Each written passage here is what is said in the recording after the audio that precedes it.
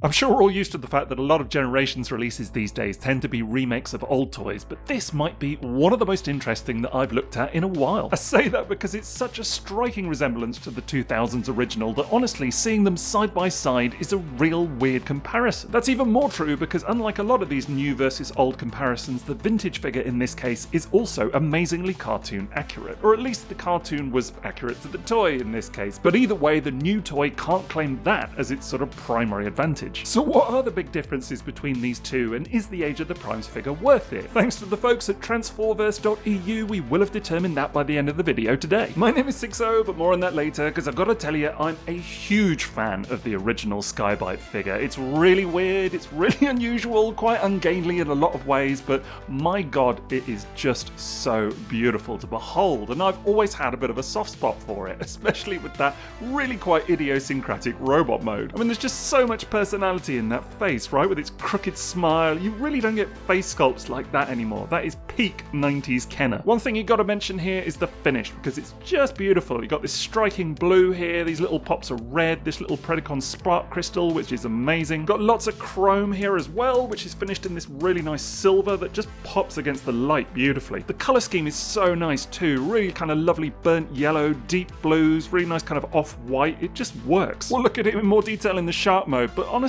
just look at that finish, man. You do not see stuff like that on mainline Transformers anymore. That is something else. Even little touches like the gradated paint on the head fin just there, and the way it catches the light, slightly shiny, that was just so lush. Little inset molding just there as well, so you've got different molded sections kind of working together. You would not see that again on a mainline toy now. And again, just look at the finish here.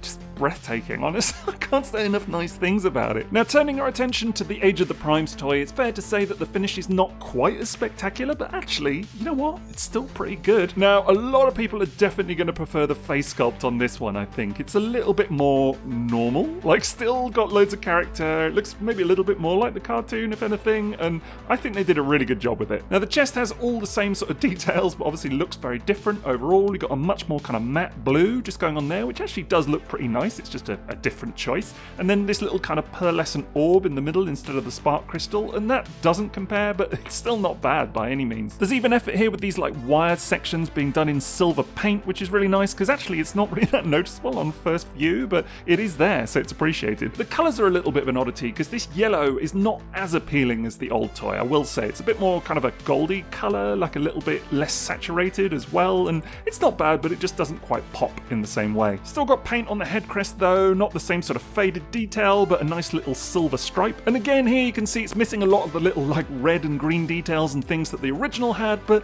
honestly I think taking this thing on its own merit and in the era that we're in right now, this is pretty good actually for current generations. Like, don't get me wrong, it doesn't compare with the old figure in terms of finish, but you know, considering how well aware we are of like budget cuts and everything nowadays, I actually think that some effort has gone into the new Sky-Byte. I really think that you can see they've applied that paint budget for the modern era quite nicely. Besides, it's not all about the looks, is it? It is about the handling as well, and obviously this older figure doesn't have quite as much articulation, still pretty good but a few quirks along the way, fair to say. Like the kibble all looks cool and it's very purposeful, but it just has a habit of kind of like moving around. There's a lot of adjustment kind of regularly required. There's also the real oddity of his right arm, which is molded with the fist sort of turned sideways like so, which has always perplexed me a little bit. Similar story with the feet really. I mean, supposedly they're supposed to go that way round with the teeth at the front, but I always think they look better that way, and they're just kind of awkward, like he doesn't stand very flat-footed on a hard surface. There's also nothing like waist swivel or ankle tilt and all the kind of stuff that people think of as normal these days. At the same time, none of that has ever really bothered me, to be honest. It's such a spectacular toy and so much fun to handle generally that, yeah, alright, it's maybe missing a couple of points of articulation, but it's certainly never proved to be a problem. And again, just what a looker he is, right? Now, by comparison, the new toy feels a lot more solid. Like, everything is clipped together really nicely, just kind of feels robust and like you can handle him with ease. You're not going to have any kid gloves on or anything like this. There's no sort of worry about chrome wear or breakage of any kind. And he does have elements like a waist swivel as well, so that's definitely a good thing. Loads of movement in areas such as the knees, and again, he's got that ankle tilt and much more stable feet to boot. You've got better range of motion at areas such as the elbows, including a little swivel, and and a wrist swivel as well for once. That's a nice improvement. Even silly touches like the head being able to look up and down sets this thing apart from the old one. This claw is also so much more manageable as well, but we'll come to that. It's quite weird how the new bloke just has this random hole right there, which is for transformation, but still it does look rather odd in the robot mode. Honestly though, the big advantage here, apart from the sort of solidity and stability, is the way it manages the kibble. It all just feels so much more purposeful and just doesn't get in the way as much. Like those little side sections on the old toy, yeah, they look great in chrome, but these just pack away so tidily, so I really kind of appreciate that. Add it all up and you've got a figure which is legitimately great fun to handle. Quite a weird experience, just because it feels so much like the old toy and yet it handles completely differently. And major revelation here, but would you believe the backpack solution on the new toy has just made me realise that actually I've been transforming this thing wrong this whole time, because actually these parts are supposed to rotate round and sit on the backpack as well. How have I never known that? Genuinely, that is a major revelation for me. Like, somehow I've owned this toy since it was first released, and the Beast Wars version as well, and yet this is something I've never known, honestly. Always learning, aren't we? Every day's a learning. But yes, needless to say, the Age of the Primes toy is still a little bit cleaner, even with the sort of folded in backpack on the old toy. It doesn't have kind of so much of a shark head butt as well, but you know, they both clean up pretty nice. Also a few differences with the gimmicks. Now the old toy has a little spinning rotor arm thing with a little wheel just here in the shoulder that spins that blade around, so that's kind of cool. You can lock it into position as well if you don't want to use it. You probably won't be shocked to discover there's nothing quite like that on the new toy. We don't really do gimmicks in this modern era, but the big advantage here is that, as I say, this claw is a lot more articulated, so you can actually move the little blades and things like that and kind of fold these in if you want to and have it displayed however you like, really. But it is cool. For display, it's maybe a little bit better, less unwieldy, but you don't get the gimmick. You've then got his gun, which on the old toy is situated inside the shark's mouth, so that means that in his robot mode it's pegged in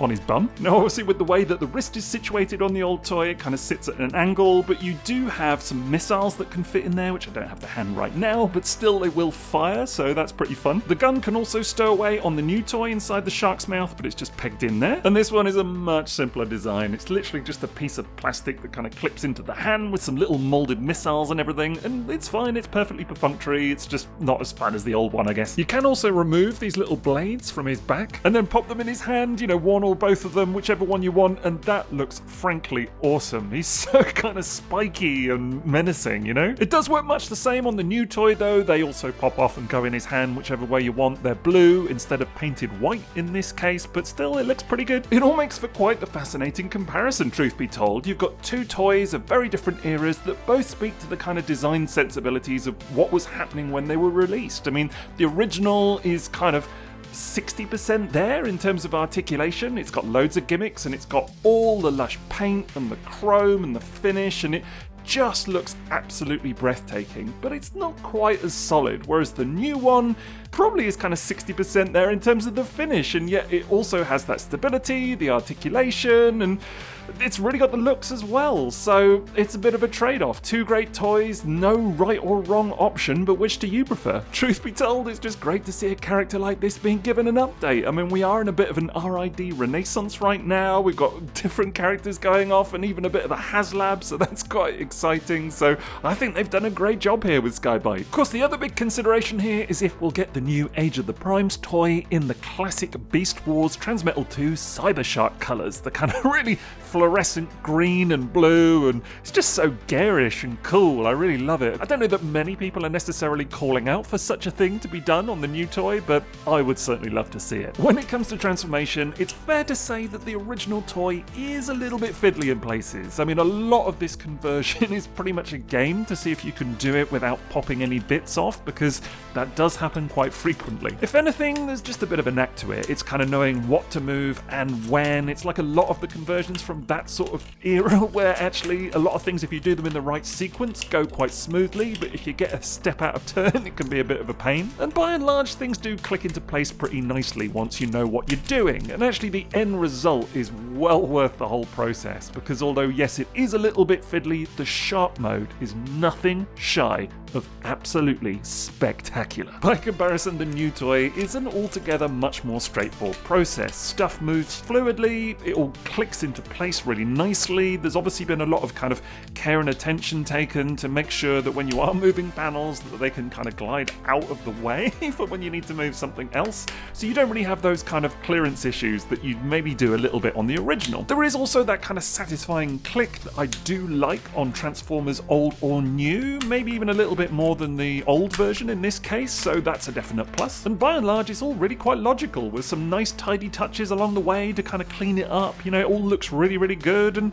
I think this is a great transformation scheme. I think they've done a really good job at overhauling it. It also, by the way, makes for a very interesting comparison of these two shark modes. I'd say they both do quite different things well, but there's no denying that the original is the true showstopper here. I mean, just look at that. I mean, you just do not see toys like that anymore. It's absolutely breathtaking to behold up close. You don't even really see this level of painted detail on Masterpiece stuff, let alone mainline, and this is just something else. And it's not just like one part of it either, it's everywhere. You know, gradated paint, lots of little details, the green, the orange, the red, the eyes, it's just breathtaking. Genuinely, I have no hesitation in saying that this might be one of the best looking mainline alt modes of all time. Even the nice little kind of faded pink of the interior of the mouth, it just looks so good. I mean, just look at that. This is like custom worthy, right? That's like what people do themselves at home. Just amazing. But beyond that, there's just a really nice overall vibe to the thing as well. It looks like super intimidating and scary. It's got tons of personality, and